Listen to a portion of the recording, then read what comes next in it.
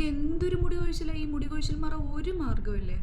ഉണ്ടല്ലോ, ഒരുപാട് മാർഗ്ഗമുണ്ട്. അതിന് മുന്നേ മുടി കൊഴിച്ചിൽ എന്തുകൊണ്ടാണ് ഉണ്ടാവുന്നതെന്ന് അറിയണ്ടേ?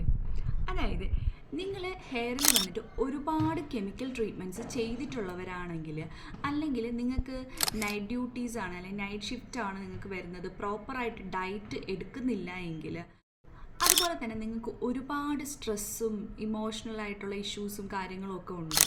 അതും അല്ലെങ്കിൽ ഒന്ന് ഈ ജെനറ്റിക്കലായിട്ടുള്ള കാരണങ്ങൾ കൊണ്ടിട്ടോ അല്ലെങ്കിൽ ഇൻറ്റേർണൽ ഹെൽത്ത് ഇഷ്യൂസ് കൊണ്ടിട്ടോ ഹെയർ ഫാൾ ഉണ്ടാവാം കേട്ടോ. കാരണങ്ങളൊക്കെ ഏകദേശം മനസ്സിലായി കാണുമല്ലേ?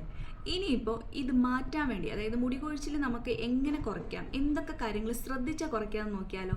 നിങ്ങൾ പ്രോപ്പറായിട്ട് ഷാമ്പൂ കണ്ടീഷണറും ഒക്കെ യൂസ് ചെയ്യുന്നവരാണെങ്കിൽ മൈൽഡായിട്ടുള്ള ഷാമ്പൂ കണ്ടീഷണറും യൂസ് ചെയ്യുക. ഹാർഷായിട്ടുള്ള സാധനങ്ങൾ യൂസ് ചെയ്താൽ ഈ ഹെയർ ഫോളിനെയും ഹെയറിൻ്റെ ഇഷ്യൂസിനെയൊക്കെ കൂട്ടാനേ സാധ്യതയുള്ളൂ കേട്ടോ. രണ്ടാമത്തെ കാര്യം എന്ന് വെച്ചാൽ നിങ്ങൾക്ക് സ്ട്രെസ്സ് അധികമായിട്ടുണ്ടെങ്കിൽ, ഈ സ്ട്രെസ്സ് ഉണ്ടാക്കുന്ന സിറ്റുവേഷൻ ഉണ്ടല്ലോ, അല്ലെങ്കിൽ ഈ സ്ട്രെസ്സ് തരുന്ന ആളുകളുണ്ടാവുമല്ലോ, അവരെ നൈസായിട്ടങ്ങ് അവോയ്ഡ് ചെയ്യുക. അവരെ അവോയ്ഡ് ചെയ്ത് കഴിഞ്ഞാൽ തന്നെ നിങ്ങളുടെ മുടി കൊഴിച്ചിലിൻ്റെ ഹെയറിൻ്റെയും അല്ലെങ്കിൽ മെൻ്റലി ഉള്ള ഇഷ്യൂസൊക്കെ ഒരുപാട് കുറയും കേട്ടോ. മൂന്നാമത്തെ കാര്യം എന്ന് പറയുന്നത് പ്രോപ്പറായിട്ട് ഡയറ്റ് എടുക്കുക എന്നുള്ളതാണ്. ഡയറ്റിൽ ഇൻക്ലൂഡ് ആക്കേണ്ടത് കറക്റ്റായിട്ട് പ്രോട്ടീൻ, സിങ്ക്, അയൺ, അതുപോലെ തന്നെ വൈറ്റമിൻ ബി കണ്ടൻ്റുള്ള ഫുഡ് വേണം നമ്മൾ നമ്മുടെ ഡയറ്റിൽ കറക്റ്റായിട്ട് ഉൾപ്പെടുത്തേണ്ടത്. ഇനി ഏറ്റവും ഇമ്പോർട്ടൻ്റ് ആയിട്ടുള്ള നാലാമത്തെ കാര്യം എന്താണെന്നല്ലേ? പ്രോപ്പറായിട്ട് സ്കാൽപ്പ് മസാജ് ചെയ്യുക.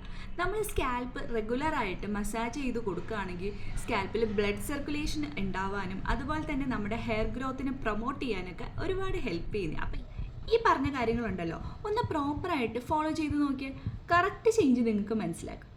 Bye bye.